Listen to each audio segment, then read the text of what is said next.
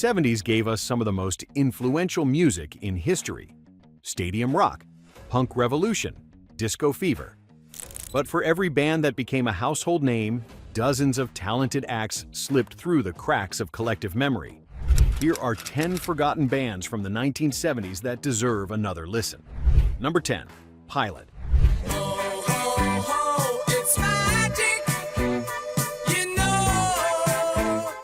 The Scottish rockers scored 2 massive international hits in the mid-70s, yet virtually nobody remembers their name today.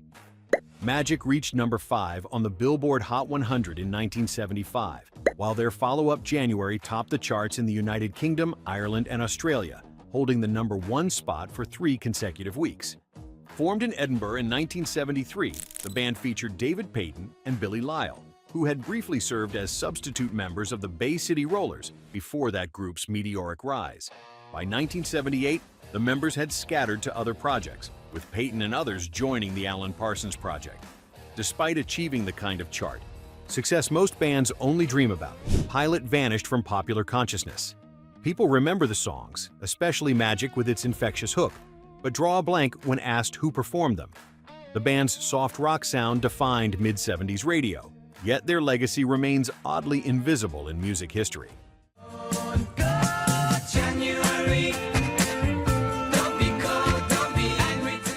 Number 9.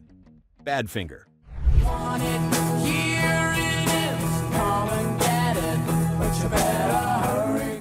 The first band signed to the Beatles' Apple Records in 1968 should have become legends. The Welsh power pop pioneers delivered hit after hit, including Come and Get It, No Matter What, Day After Day, and Baby Blue, which peaked at number 14 on the Billboard Hot 100 in 1972. Their Beatles connection and undeniable songwriting talent positioned them for enduring success. But financial mismanagement destroyed everything they built. No matter where you go, there will always be. Manager Stan Polly engaged in financial fraud, leaving the band effectively broke despite their worldwide success. The devastating aftermath led to the suicides of 2 band members, Pete Ham on April 24, 1975, and Tom Evans on November 19, 1983. When Breaking Bad featured Baby Blue in its 2013 finale, a new generation discovered the song without learning the tragic story behind it. Badfinger's tale represents one of rock's darkest cautionary tales, a band with everything going for them whose name most people can't recall today. Every day I feel the tears that you weep. Number 8. Ambrosia. Just give me the sign. 5 top 40 singles between 1975 and 1980 should have cemented lasting fame. The Los Angeles progressive pop group blended complex arrangements with radio-friendly melodies, earning 5 Grammy nominations and respect from the musical community. How Much I Feel climbed to number 3 on the Billboard Hot 100 in November 1978, followed by Biggest Part of Me, which also cracked the top 5 in 1980. Their sophisticated sound impressed critics and sold records by the truckload. I've been hoping you would find me, you're the biggest part of me. But their yacht rock aesthetic aged poorly in the public imagination. Despite their commercial peak lasting half a decade, Ambrosia remains unknown outside dedicated soft rock circles. The band disbanded in the early 80s, their legacy confined to yacht rock compilations and classic hit stations. Younger listeners discovering them today often express surprise that such accomplished musicians remain so obscure. Their intricate vocal harmonies and progressive rock influences deserved better than complete cultural erasure. Out here waiting, praying, trying to keep them saying that I don't miss you. Number 7. Mongo Jerry. Summertime when the weather is high, you can stretch right up and touch the sky when the weather. In the Summertime became one of the most recognizable singles in history, selling an estimated 16 million copies worldwide. The 1970 jug band anthem reached number 3 on the Billboard Hot 100 and dominated airwaves across Europe. Its carefree lyrics and acoustic stomp capturing the spirit of summer. Singer-songwriter Ray Dorset crafted a timeless celebration of life that remains instantly recognizable more than 5 decades later. Everyone knows the song, but almost nobody can name the band.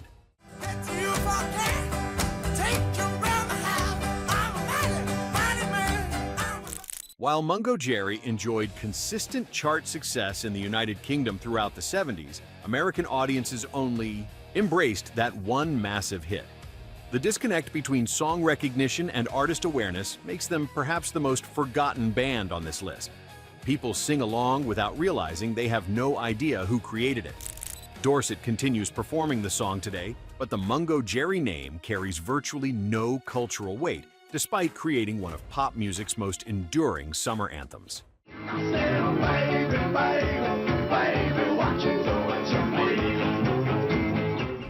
Number 6. Wild Cherry.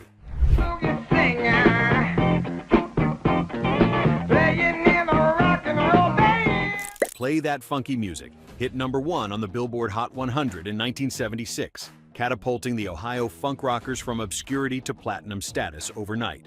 The self-titled album sold millions, earned Grammy nominations, and established the band as funk rock innovators. Their story involves a reinvention. After the original group folded in 1975, bandleader Rob Parisi assembled an entirely new lineup under the Wild Cherry name. And that new configuration immediately struck gold with their signature track. But that success proved impossible to replicate. Wild Cherry broke up for good in 1979, with members pursuing various musical endeavors that never approached their brief moment of glory. The song remains a staple at weddings and sporting events, its funky guitar riff instantly recognizable across generations. Yet ask anyone under 50 who performed it, and blank stares follow. Wild Cherry represents the ultimate one-hit wonder phenomenon, a band whose single achievement completely overshadows their identity in the collective memory. Before we continue, which of these forgotten bands did you actually remember? Did you grow up hearing these songs on the radio without knowing who performed them? Drop a comment and let us know where you are watching from.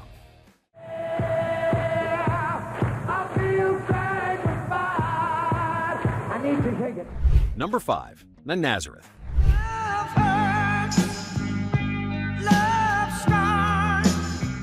The Scottish hard rockers have released more than 24 studio albums across 5 decades, but American audiences know them for exactly one song.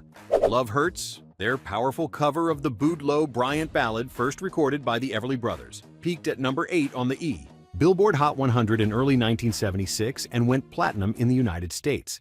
That single moment of mainstream success represented their only significant American breakthrough, despite consistent popularity in Europe and a dedicated worldwide fan base.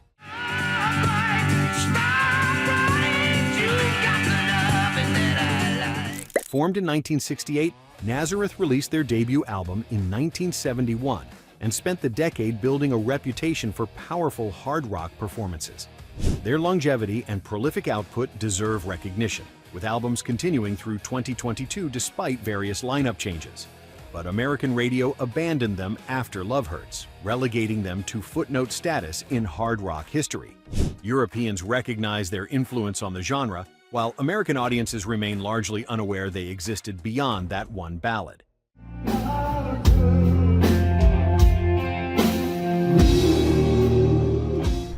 Number 4. Hawwind.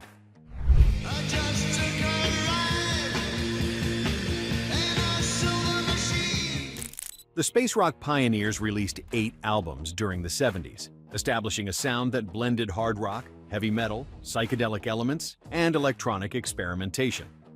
Their 1970 self-titled debut launched our decade of creative innovation, with Silver Machine and Urban Gorilla becoming hits across Europe.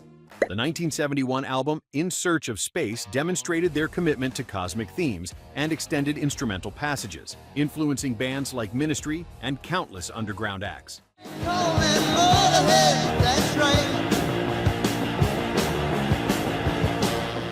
Despite employing legendary musicians, including Lemmy, who later founded Motorhead, Hawwind never cracked the American market. Their European success meant nothing to American radio programmers, who ignored their groundbreaking fusion of styles.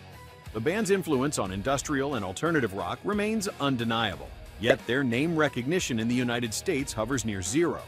British audiences celebrated them as innovators throughout the decade, while Americans remained completely oblivious to their existence and lasting impact on rock's evolution.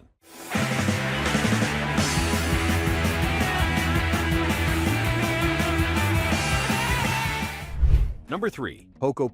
It happens all the time, this crazy love of mine.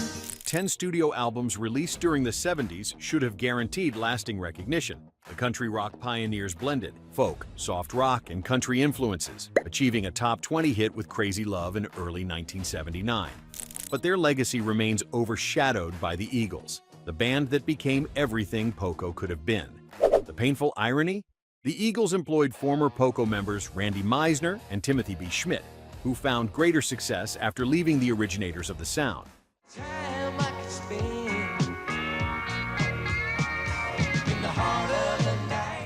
Formed in 1968, Poco paved the way for the entire Southern California country rock movement that defined 70s West Coast music.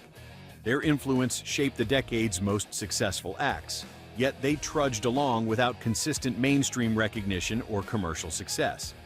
Music historians acknowledge their pioneering role, but casual listeners have no idea they existed. The Eagles sold millions, while Poco remained a respected also-ran, their contributions recognized only by dedicated genre fans who understand how much they innovated before others capitalized on their blueprint.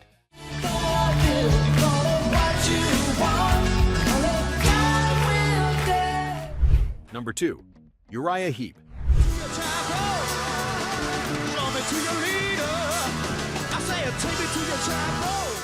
The London Hard. Rockers helped invent heavy metal, earning credit as early innovators alongside Black Sabbath and Led Zeppelin. More than 24 studio albums spanning 5 decades demonstrate remarkable longevity and creative output. Their early 70s albums, Demons and Wizards and The Magician's Birthday, both released in 1972, represent peak achievements in progressive heavy rock, blending keyboard flourishes with thundering guitar riffs. European audiences embraced them as equals to any British hard rock act of the era.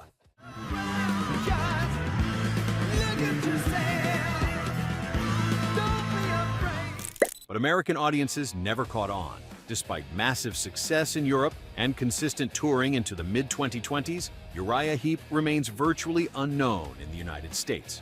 Radio programmers ignored them, record labels underpromoted them, and American rock fans focused on their more famous contemporaries.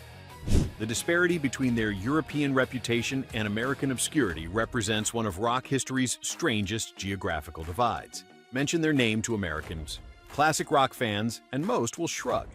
Play the same records in Europe, and audiences immediately recognize genuine heavy metal pioneers.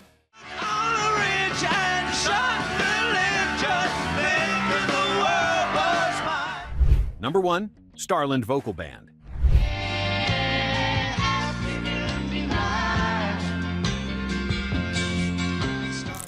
Afternoon Delight reached number 1 on the Billboard Hot 100 in 1976, earning Grammy Awards for Best New Artist and Best Arrangement for Voices.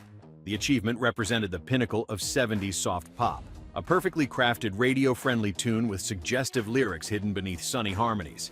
3 more singles charted, but none cracked the top 50, making them the decade's definitive one-hit wonder. The song's cultural staying power proved far more durable than the band itself, appearing in films like Good Will Hunting and Anchorman.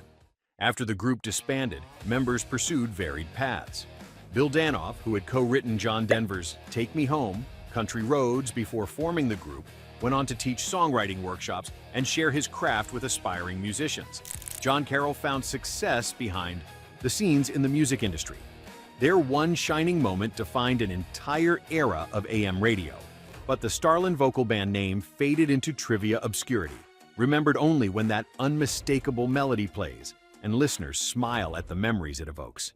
All in all, you know it's not a bad life on the road if you got wheels to roll and lucky stars.